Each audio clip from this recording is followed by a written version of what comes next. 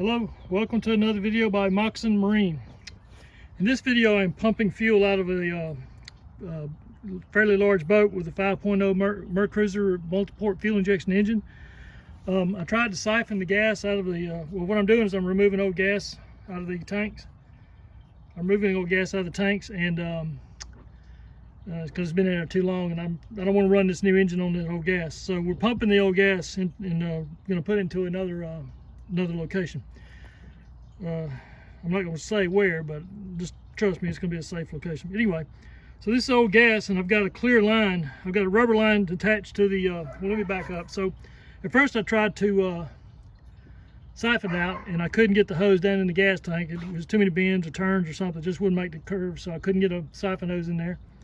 And then I tried to suck it out with a vacuum cleaner by starting a siphon through the inlet of the tank, and I think they have something called an anti-siphon valve, so that wouldn't work.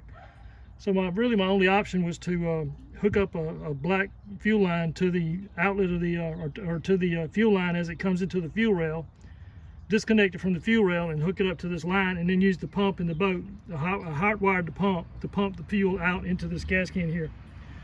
But that's not what I wanted to talk about in this video. So I mean, it is, in other words, if you're going to have to get fuel out of an old boat or an old gas tank, old fuel out of a gas tank, and it's got a multi-port fuel injection, you probably have to pump it out with the pump on the boat. So I hot wired it. I'll show you how I did that in a second. There's a relay, the fuel pump relay, and you can jumper it. And then to turn it on and off, I'm just using the battery switch. So anyway, so I've got this clear line, and I can see the fuel as it's coming into this container. So what I want to discuss here is a long time ago I used to have a fuel injected truck or fuel injected Jeep, and it had a random stalling problem in the summer. It'd drive fine most of the time, and then sometimes it would just stall and I couldn't get it recranked. And I knew it was probably a vapor lock problem, but I didn't know exactly how to fix it. And but it had symptoms of vapor lock. I knew it had fuel in it. Everything's fine. I could hear the fuel pumping fuel. Everything was fine, but it just would stall and not restart until I let it cool down. And I didn't really understand why. I think I just figured out why. So I'm gonna go ahead and start this pump again and show you what happens when you pump fuel through a multi-port fuel injection pump and through a clear tube. So let me go ahead and start this pump. Go ahead and start this pump now. Go ahead and start it. Okay, so the pump is now turned on. Now you see these bubbles? Hold on, it'll come up again. Hold on. It's gonna make a liar out of me now. There we go. So here come these bubbles. These are not air, these are vapor lock. This is gas fumes. And it's cavitating, it's the pump cavitating because the pump's trying to move fuel faster than the fuel can come into the pump. So it's creating vapor on the inlet of the pump, and it's pushing that vapor, these vapor bubbles down the line into this tank. So you can see the vapor right there. So you can imagine if your fuel rail, if this is pumping to a fuel rail, it's going to fill your fuel rail up with vapor, and then you can't, your engine's going to stall because the engine doesn't run on vapor. It has to have liquid gas. And if you get enough vapor in your fuel rail, it's going to stall, and it's not going to go away until the vapor has time to get out somehow. Or when it cools, the vapor turns back into liquid. So this vapor is at a very high, I guess, temperature and everything. So it's going to become vapor, and it will cool, and it'll condense back to liquid, and then you can crank your vehicle back up. But what I was going to say is one way to fix this problem. And at the time back then, I thought it was I wasn't getting enough fuel. I thought it was getting vapor lock, and I knew it was getting vapor lock, but didn't think it was getting enough fuel. And in hindsight, it looks like to me it was getting too much fuel. So what I mean by that is that if I had put a valve and restricted this line, I'm gonna pinch this line off my thumb, and if you'll notice, the bubbles will go away.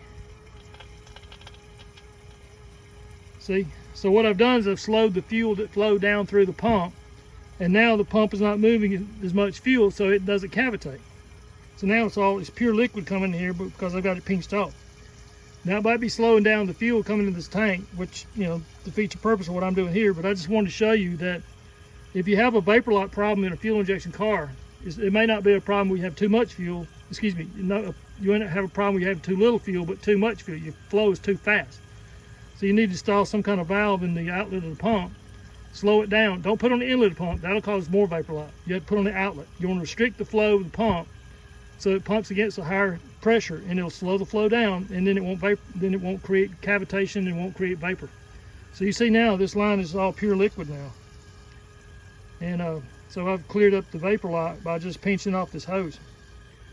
That's one. This is really not related to boats, but it's something if you have a fuel injected vehicle, you may want to look into that. Put a valve in your outlet, your fuel outlet line, and you may get rid of your problem.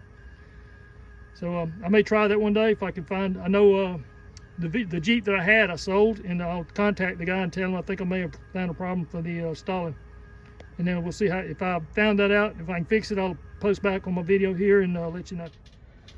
So as I was saying in the previous segment, I pumped all the fuel out of this boat's gas tank. It held almost 50 gallons.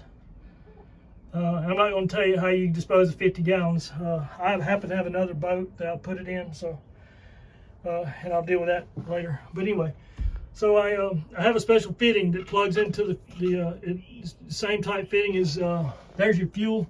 That's your fuel inlet to your fuel rails. So I have a fitting that looks just like that I plugged into this hose, into this high pressure line. Then I took a rubber hose off my fitting and clamped it on, took it over the outside of the boat and put it into gas cans and just pumped it out. So how I pumped it out, so this is your fuel pump relay. If you look at a wiring diagram for these type systems, you'll see the colors on the coming to the fuel pump relay tell you that that's the fuel pump relay. So I've got terminal, and the way you read it, if you look at this, where's the diagram? Okay, here's the diagram. So yeah, so terminal 30 is your common, 87A is your normally closed, 87 is your normally open, and then your coil is 85 and 86. You don't worry about 85 and 86. That's for the computer to turn on. So what you're interested in is you want a jumper from 30 to 87. 30 to 87A is already, well, there's no terminal for, I don't think there's a terminal for 87A, but anyway. So 30 to 87 is what you want a jumper. So I've got a jumper on terminals 30 and 87. And the way you know that is because you look in here and it'll tell you where the numbers are. So you can find them here. Yeah, there's 30 right there at the top. I don't know if you can make it out. But 30 is this upper corner right here. 87 is the lower corner there. So when you put the relay in, you just put a jumper between 30 and 87, just like that, and it'll run the pump. Now the pump will run all the time with that jumper in there. So what I did, until you turn the pump on and off, I just used my battery switch. So when it's off, there's no power to anything, including the fuel pump. And then when I switch it to 1 right there, I've got battery on number 1 wire. When I switch it to 1, it turns on the fuel pump. So we turned it on, we pumped 5 gallons at a time and emptied this boat. I'm not going to tell you how long it took, but it took quite a bit of time. So the boat is now empty, and I'm going to take it to a gas station to put about 4 or 5 gallons of fresh gas in it, 90 octane or higher. I'm not using anything less than 90, and test drive this thing on the water. So let's go to the river. Thanks for watching.